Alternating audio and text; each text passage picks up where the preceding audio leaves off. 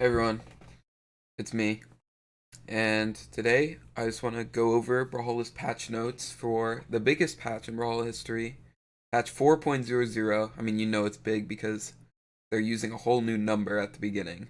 So, but before I get into this, I do want to congratulate Brawlhalla on reaching its all-time peak in Steam players, and I'm sure console numbers are also through the roof right now, so that's very exciting for the future of the game. And yeah, we finally exited the 2 month content drought that has been going on for the last 2 months, obviously. So, Battle Pass Season 1, this is obviously the main, marquee feature of this patch. They added the Battle Pass, which I've already completed. It was quite easy, to be honest. Just had to type in the little 3 digits on the back, and boom, you had it all. I think it's cool. It's definitely an amazing feature. It pretty much every game at this point that's extremely popular has one. Apex Legends, Fortnite, League of Legends, Dota is releasing one. Only one I can think of that doesn't have is like CS:GO. Um, it's a great model. It gets players in and it retains them because they complete missions. They come back every week and they're inclined to play more. So it's great. Also, um, just to touch on it, I think all the cosmetics in the past are like extremely good. All the fucking avatars, the KO effect is good. The loading frame, it's cool that there's something new that they added something like this. Like they're expanding their horizons. It's really nice to see. And I think the color is really good too. I use it on like pretty much every character. Um, Apart from the battle pass though, I'm sure you guys already all know for the most part about the battle pass, so I'm not gonna talk about it too much. There's a brawl of the week, Ghost in the Terminus, that's epic. Onyx's price has been reduced, that's always good. Okay, so the main reason why I wanted to make this video is there's a balance pass. Um, Onyx has received her first balance adjustments, which means she's tournament legal. Oh yeah, they said that. And they've made a number of adjustments to pretty much every weapon. Actually, I think literally every weapon they made some change to. Axe, what they did is they increased the cooldown on miss of downlight, which means when you miss it, it takes longer for... You have to wait longer before you can throw out a downlight again. You can still throw out a side light or an end light or jump just as fast. You just can't downlight again as fast. You have to wait 5 extra frames. And then they decrease the hitbox, or they remove the hitbox up and behind. So it'll be easier to approach Axe from the air if you're floating like right above them, because D-Light will no longer hit there. I think it's a good change. And then side air, decrease the amount of acceleration allowed during the attack.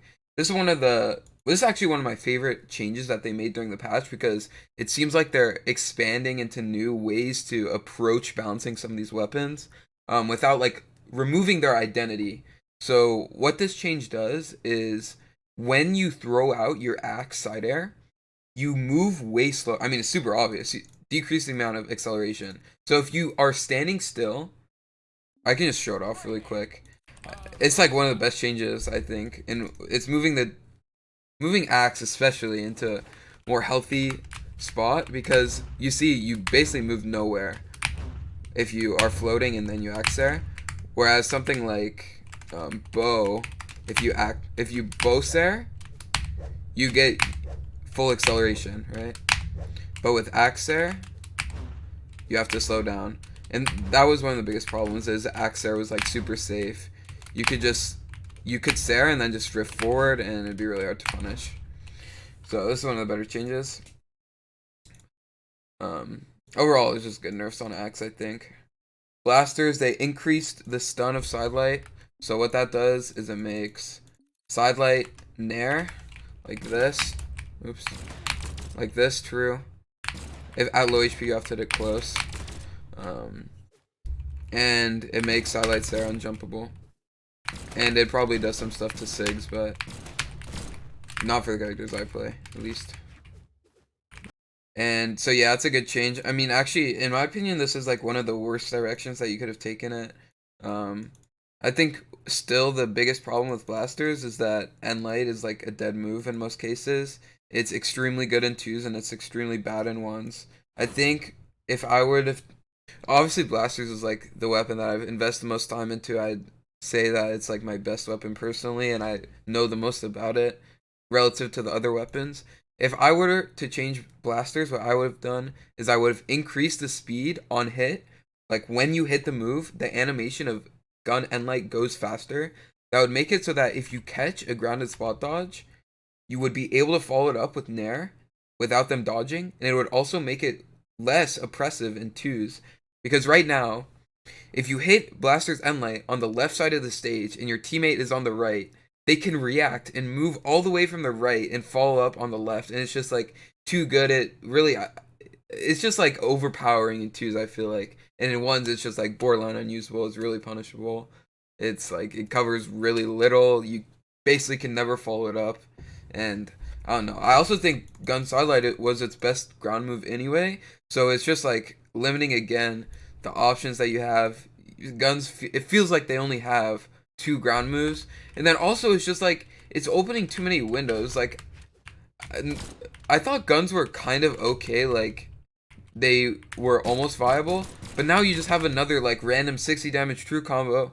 And last time when they added a 60 damage true combo, they nerfed it the next patch, and it's just like it's really weird to me why they would do something like this, and I don't know. I think it's just too.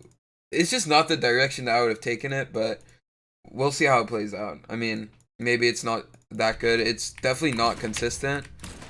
You have to hit like certain hitboxes at early HP, so I don't know. I have to play more with it, but personally, this changes. I'm not a big fan of it, based on just like the first few days of testing.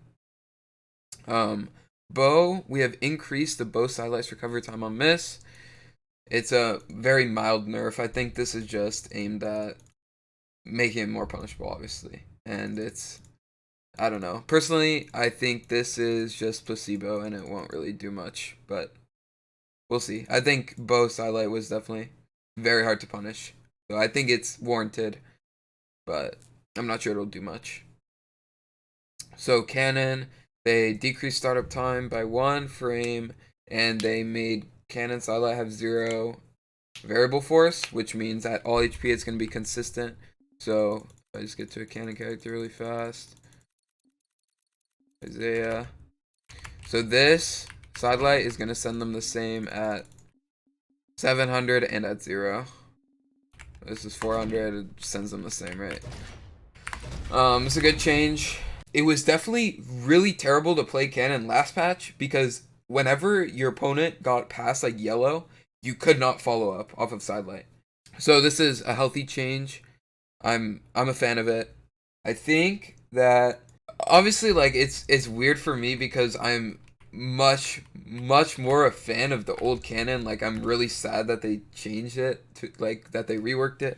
I think old cannon there was better. I think old cannon silo was better. I think old cannon Endlight was definitely better. I don't know. I think it's a good remedy for sure. Like cannon will be a lot more viable and a lot better to play, but it's still missing something for me. And I really don't like the new cannon dare. It still feels really bad to play with in my opinion. But this is a step in the right direction, in my opinion, going to make cannon sidelight a lot better. I think it's weird though because like this one is still hard to follow up. Like if you hit the far away grounded one, it's still hard to follow up. And a lot of cannon stuff is still like just jumpable raw. So I don't know.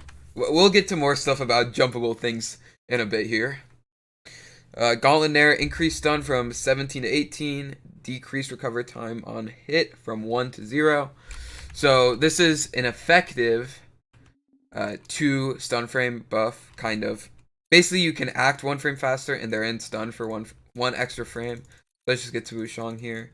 What this does is it makes Gauntlets, Gauntlet Nair combo into like pretty much everything on the weapon. So, oh, okay, this is good. So Nair Sarah is true. Nair Recovery is true. Nair Dare is true. Yeah. So this is just a 1-year revert from last summer when all of this stuff was true already. And it's definitely like this is the most disappointing part of the patch for me, to be honest. It's not disappointing that Gauntlets got buffed. Gauntlets were definitely in a weak state. It's disappointing that they, instead of taking Gauntlets in a new direction, they just reverted something that 1 year ago was too strong. I feel like we're stuck in this cycle where it's not really, we're not really, I shouldn't say the balance team, to me, it seems like instead of actually trying to create a state of balance, it's more like they're cycling weapons in and out. When we get to the sword changes, it'll make more sense. But like gauntlets obviously have been underperforming since last summer, actually since before last summer, and it's just like they made it ridiculously good again for no reason. Well, it's not for no reason, but it's really disappointing that what they did is not like buff some random thing, not some random thing. It's not. It's disappointing that they didn't buff like something that wasn't good before, that like was untested. Instead, they're just reverting something, reverting it back to the point where we knew it was like really good. And I just feel like we're just cycling weapons instead of trying to balance. And yeah, it's just really sad. So moving on to hammer, sidelight decrease damage by 1 and decrease like how high it hits and how far it hits. And yeah, good change. Hammer sidelight was super impressive. Hammer down air, decreased horizontal threat and decreased vertical threat, and then increased recovery time. These are good nerfs, but not enough to make hammer balance, I think. Personally, I think hammer's still going to be one of the best weapons in the game and a must pick in twos. So we'll see how it plays out, though. I think these are very minor nerfs, and it's really weird to me that they didn't nerf hammer nair. I know Remy has been talking about a change where hammer nair would still hit grounded, but if you hit the grounded part or like the near stacked part, then it would do like 10 damage or something. I think that would be a very healthy change and definitely reduce the oppression that hammer has in neutral and especially in twos. So Katar they nerfed the angle late. The late angle, it doesn't really hard spike anymore, and then they increased ground pound stun. This is weird. I think it's like, so Katar was definitely like one of the top 3 moves on Katars, and they nerfed it kind of hard. They like reduced the skill ceiling of it. Um, I think it's weird that this Katar ground pound change went through. It's not really a move that you hit on stage that often, and also it's just like, I don't know. This Katar nerf is pretty big. I think overall this is a nerf to Katars, and doesn't really make much sense to me. But this is something that it's an avenue that hasn't really been tested, so I'm glad that they're at least experimenting with it. Overall, though, I think this is a nerf. Orb, they made it so that gravity resumes much earlier. So what this means is, let me find an orb character. So when you ground pound, you start falling much earlier. Basically, this is just an anti-stall mechanic, which is good because that stalling mechanic was really bad and unhealthy for the game. So yeah, it'll be interesting though, because this might actually make it harder to punish if you use it as an attack and not to stall. At least on stage. Off stage, it'll definitely make it easier to punish. But yeah, we'll have to see how it plays out, apart from the stalling part. Lance Nair, increased cooldown on hit from 6 to 12, increased cooldown on miss from 9 to 14. This is good. It just means you can't chain Lance Nairs as easily. Unfortunately, I don't think this is like a big enough nerf. I don't know. It's weird. This move is a force field, and it's just like you have too much movement while you're in it. And there's other parts of this weapon that are uber OP, like Delight and Unlight, and then recovery is like super hard to punish as well. So it's a step in the right direction, but personally I think this is not a big enough nerf to make it balanced, and to, especially for like some of the close range weapons, it's just like borderline impossible to fight against Lance, like Gauntlets and Katars. So, and Scythe as well. So we'll see how this can impact if Lance will actually go down in prevalence or power level significantly. Scythe recovery, they just fixed the hitbox basically. It's just like it's a slight nerf, but it's very low impact. Spear Downlight changed force from 50 fixed 5 variable to 65 fixed 0 variable. So this is something Spear players have been complaining about a ton, is that at late HP you can just jump out of Spear Delight Stare. So that is what this change was intended to fix. At least that's what I'm assuming. But something maybe that they didn't intend was that Spear Double Delight is just jumpable permanently now. So if I set this bot to just be reset, to just jump away, I mean, or I shouldn't do that. I should do jump reaction upright. So if I delight, it can just jump away every time. And this is reproducible, it's consistent. You can never hit double delight if your opponent is jumping. Even if they're jumping in, it's jumpable. So this is like a huge gut to Spear actually. This change, almost in my head, it has to be unintentional. Like there's no way that this was the intent when they made this change. But yeah, this just guts Spear almost entirely. Normally, like, you catch a dodge, like, what can you do out of Spear Delight when you catch a dodge that like extends it enough to make up for this double delight nerf? Normally you catch a dodge, you double delight, and then you recover your Sarah or something. And also it makes it so that you can't go into any SIGs either, because they can just jump out of every SIG as well. So I don't know, this is like a huge nerf to Spear indirectly or unintentionally, and it's just really weird, and I'm not really sure why this was done. But sword sidelight increased recovery time on miss, and downlight decrease maximum horizontal threat coverage. This is what I mean when I feel like they're cycling weapons. Like, this is such a hard nerf. It literally doesn't match the hitbox or the animation at all. Like, the hitbox doesn't match the animation at all. It's just like so weird to me, and they just like gutted the range. And then also what they did with sidelight is they increased force from 70 fixed 6 variable to 80 fixed 16 variable. This is the change that they just fixed on cannon. If you hit this move past like 80, you can't follow it up. They can just jump out. And it's just like, how can you make a change like this to sword when you just fixed this change on cannon? It doesn't make any sense to me. Like, this move is gonna feel awful to hit now, when they just fixed the change because it felt awful to hit cannon sidelight past yellow. It's just like why? This is why I feel like instead of trying to balance things, they're just cycling. And it's just like super unhealthy for the game, I think.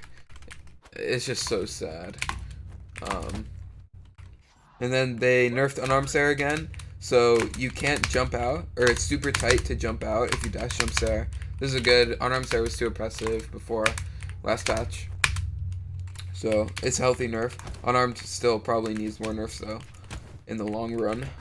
But this is a good change momentarily. And then the rest are just like really, really minor sig changes. Like Caspian got extra force, and the Angle of Knockback is more horizontal, so it kills earlier. They buff Lin Fei damage by 1 and 2. They decrease recover time on next D-Sig by 2. They redistributed the power on Onyx. They made side sig punishable, and they buffed down sig a little bit. They made side sig on Gauntlets punishable, and they made Onyx down sig punishable on Gauntlets. And then they just like buffed underused nice sigs. They nerfed Scarlet Force. They nerfed Roland, or they buffed Roland. Ensig on Lance to make it kill earlier, and then they nerfed Thor Ensig. So these are just like placebo changes for the most part. Scarlet's doesn't matter. Thor's maybe matters a little bit. Onyx's is just balancing to make the character fair, and then the rest of these don't really matter for the most part. Actually, they don't matter. Maybe you'll notice it 1 out of every like 20 games that you play the characters, that the extra damage meant you killed earlier. This is Big Crystal Temple, so it's not competitive. And then this is the only other like major part of the patch, which is they changed DI, how DI worked, or they bug fixed it, which is weird because it's been in the game for forever. But basically, last patch, okay, you start with Sword and Light, and you hit 4 moves after that Sword and Light. You could do Sword and Light again, and they couldn't DI. And that was a bug. So now you have to have unique moves throughout the entire combo, which definitely will change the dynamic of team combos. I know a lot of people were practicing loops, and this just removes them entirely. Overall, I mean, this patch is just like really disappointing for me.